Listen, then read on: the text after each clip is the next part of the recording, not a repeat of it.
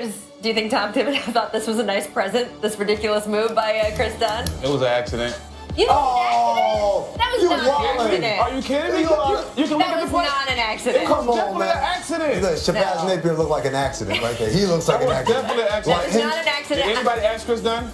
First of all, that was awesome. And second of all, I don't think that Coach Tibbs thought that was awesome. Did anybody ask I thought that was awesome. I thought it was awesome, and I don't need to ask anybody. That was not an accident. You thought that was an accident? How's that an accident? You think he lost his handle that bad? Listen, the best ball handlers can't do that in the NBA. That was an accident. He just kept playing. This is why people are excited about this kid. Maybe not as excited You about gotta ask him. Okay. How do you feel about this clothes on Amin? Is this an accident? Hey, this is a great way to start the new year. I've never seen Amin in a suit before. Welcome to the jump. Too fresh to be stale. Too fresh to be stale. He's too something. Welcome to the jump. I am Rachel Nichols. We are kicking off the new year right. Our 2003 NBA champ, Steven Jackson, our own king of all media and suits, NBA insider, Amin Al-Hassan. And you are seeing Raptors video right now because, guys, I went across the street to see the Raptors play the Lakers last night. Did Kyle Lowry put on a show? 41 points, 20 of those came in the fourth quarter. This is such a fun team. Lowry continues to impress. DeMar DeRozan having a career season. And Toronto looks very solid in that number 2 spot in the Eastern Conference. The question you can't help but ask as you watch them, though, is what this franchise really wants and how might it get there? Because barring a major injury to Cleveland, it's still very hard to see the Raptors beating the Cavaliers to come out of the East, right? And hey, maybe that's okay. You are talking about a team that before last year's playoff run had won exactly one postseason series in 20 years.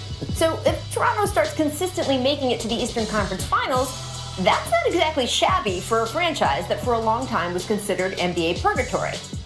But sitting courtside as Lowry and DeRozan went fireball last night, it was hard not to want a little more for this group and get a little curious, especially as a news alert flashed on my phone. Our own Brian Windhorst and Mark Stein reporting that Atlanta has begun listening to trade offers for Paul Millsap, who, would just happen to fill the most glaring hole in the Raptors starting lineup. Imagine the Raptors pick and roll with Millsap. Imagine how Millsap would bolster Toronto's defense. Now, also imagine the price the Hawks might charge for Millsap. And let's not forget, Millsap is turning 32. He's in his administration, usually unwilling to part with a lot of assets in trade. But personally, I would urge them to throw caution to the wind here, push very hard to get a deal done. Having a backcourt this special doesn't happen that often. Having an ideal player come on the market, one who fits your roster's biggest need, doesn't happen that often. I understand that especially in a place like Toronto, being a good team is definitely good. But there's something to be said for making the leap at the chance to be great. At least that's how I feel. What do you guys think? What about you, Stacks? Toronto's a great team. The backcourt is special. Millsap is not the guy. I think, to complement those guys, you need somebody more dominant, somebody that's one that can request double teams. Millsap is not requesting no double team. He ain't taking nobody off the dribble. He's a decent defender now. He's getting older. What is he doing in Atlanta to make Atlanta better? You want someone else to take the ball out of those two other guys' hands? Well, no, not really, but you're looking for somebody that you can drop it down to in the playoffs, especially a big man, a post guy, somebody that can post up. That's what they need. Millsap is not that guy. I think he is that guy. I think he's Is he that guy in Atlanta? I mean, he's been for the last couple of years. Maybe not this year. Played well last night. But what have they won? They went to the conference finals like 2 years ago. We're talking about competing with Cleveland. Sometimes. No, I'm just saying, but yeah, we're talking about competing with Cleveland. But that's the key, right? You're talking about competing with Cleveland. And look, no one's going one-on-one against LeBron, and it's going to be better. But you do look at that power forward spot and think they got to upgrade there if they want to compete with Cleveland. Not only that, we're also you say, well, what has he done? Well, now he's joining his own kind of super team because he already got 2 All-Stars there with him in Toronto. If he went there, it's a different situation. To me, I say go for it because it reminds me a lot of him. Slow down. I'm not saying they're going to win a championship, but reminds me when Detroit got Rasheed Wallace 12 years ago, right? Detroit was a solid team, all-stars, but they weren't winning anything. Rasheed Wallace put them over the top. I'm not saying that he's Rasheed Wallace. Okay. I'm not saying that. I'm saying that you're talking about This guy right here. He needs I'm saying when you have a team of all-stars, a team of all-stars is good but not great, and then you add another all-star to it, that takes him to another level. It's not that Paul Millsap going to be like, yo, I got this. I'll take you to promised land. It's just that he's one extra piece that they needed. And I disagree. You throw it to him at the elbow, he can go around a Tristan Thompson. He can definitely go around a Kevin Love. He can step out and shoot the three. He can post up smaller guys. And then defensively, he can switch. He does a lot of things. I think, and definitely he's better than what they have right now at power forward. No question. I agree with that. I mean, they have box of paper clips right now with all the injuries and everything they have now. They're throwing a bunch of guys together. I do want to ask you, though, philosophically, if you're the Raptors, you know you are going to be very good. Right. You know you will probably, or, if things go well for you, make it to the conference finals is the way this is stacking up this year. In a conference where LeBron James exists, should you trade future assets to try to compete with him, or do you just wait it out forever? Look, this is my thing. Wet spots and groin kicks is what gave LeBron his championship last year. You never know when that might happen to Cleveland. See, you started that sentence, and I did not know how it was going to end. Toronto must feel good at number 2 if they think about going after Millsap, because that's not going to get them to number 1. You never know. You got to put yourself in a position. You got to you can't just say, well, it's not going to happen. Right. So you got to do whatever you can. You don't know what's going to happen. On that note, let's get to someone who brought it into the new year. Right, James Harden had plenty of reasons to shimmy on Saturday night. He accounted for 95 of the Rockets' 129 points Knicks. in their win over the Knicks. And I know you've seen the stat line already, but it's like church on Sunday. We're repeating it anyway. 53 points, 17 assists, 16 rebounds. And oh, by the way, Houston is one of 3 Western Conference teams with single digits in the loss column. So Stacks, talking about presumptive favorites versus teams making a move. Here's another conference. Here's another look at it.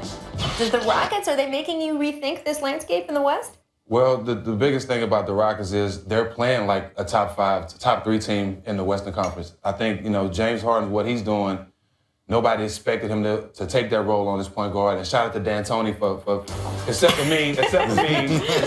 he's the only one that thought that. But the only thing is, Rachel, it looks good for the regular season. Oh. He's not going to be able to do that in the playoffs.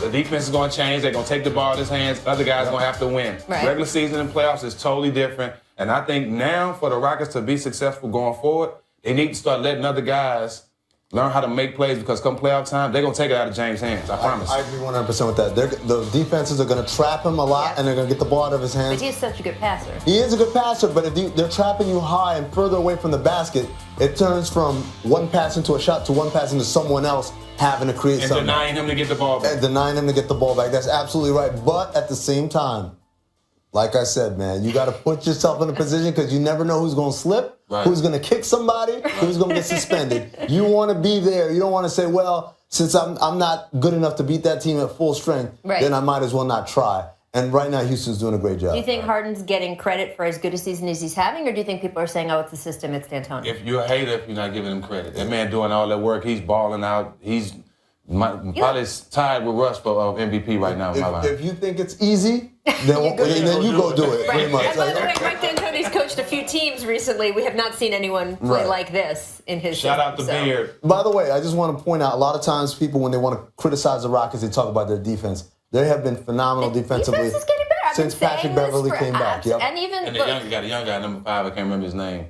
from Louisville. And even, Montrezl Harrell. Montrezl Harrell. He's playing well. But I would say, even James Harden is not doing the I'm watching somebody walk by me anymore. I think you got to give him credit for that. It's an improvement. Before we leave the subject of the Rockets, I do just have to give it up for Mike D'Antoni's post-game quote after playing the Knicks. Quote, if the triangle hit me upside the head, I wouldn't know what it was anyway. It's upside the head. Right, he's right though. Right? I mean, come on. I mean, he also said the Knicks are playing better, playing well. He sort of softened it. But I mean, is this quote from Mike D'Antoni funny or just really funny? Really funny. I love it. I love every time people dig at Phil. It reminds me when our very own Jeff Van Gundy, way back in the day, remember this one, Rachel? Big Chief Triangle. Mm-hmm. They called Phil Big Chief Triangle. I love that, man. I'm just sipping my tea over here. Everybody, but you know what? If you play basketball, everybody runs a triangle. That's early offense. Yeah. Everyone runs it. Yeah. So I definitely understand what D'Antoni's saying. Everybody runs offense. Phil just take credit for it. We're doing that quote over there. 2017. Welcome to 2017. Alin's wearing a suit and Stacks is back. We have to take a quick break, but stick with us. Terrell Owens is coming to hang out with us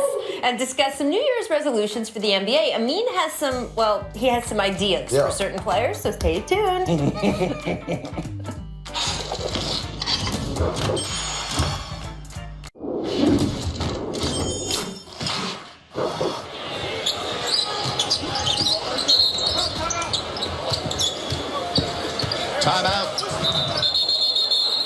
Cousins did not hear the Whitney and Randolph keep on playing. That's funny.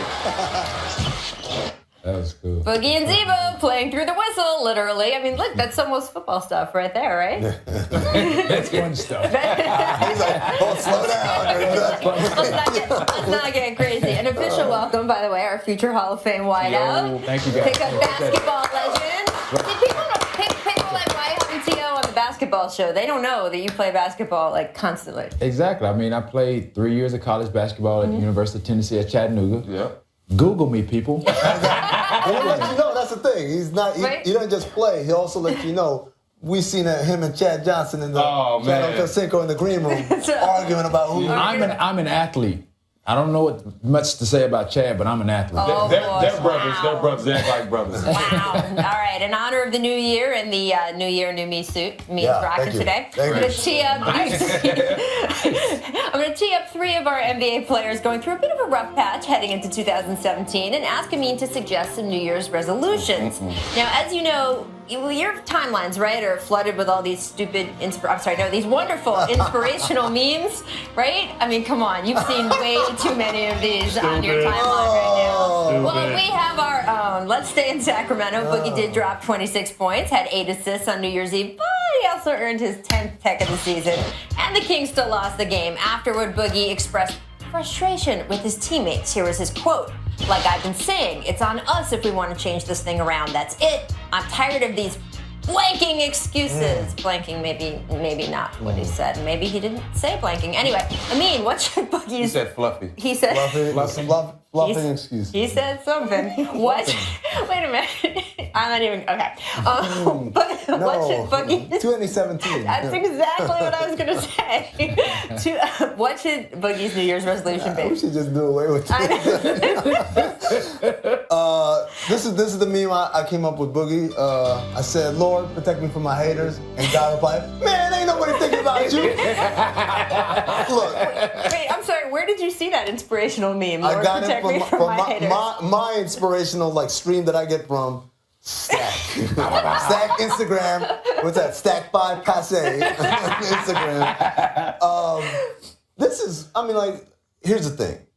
It's a bad situation, and it's not all Sacramento's fault, and it's not all DeMarcus Cousins' fault, but they're all bad together. This thing needs to end, and that's why I said, But it's like my form of entertainment all in the season, so don't take it away from me. What do you think? I think he needs to really control his temper. That would be my New Year's. From you? You were saying this. Absolutely. What are you saying? Perception is not always reality, people. I'm telling you. Yeah. I wasn't that guy. But no, for me, I think it starts with DeMarcus. I think if he can control himself, and again, with his with his comments, he said it starts with us. No, it starts with him. I think that team needs to have, he needs to put that team on his shoulders. He needs to be the team leader that they want him to be. And I understand what he says, no more excuses. Look, every excuse they have used has been recycled. Like a lot of those inspirational memes. Exactly. They've used every excuse they could probably use at this point. They have to go out there and win, and that's what it is. There's nothing else to say. All right.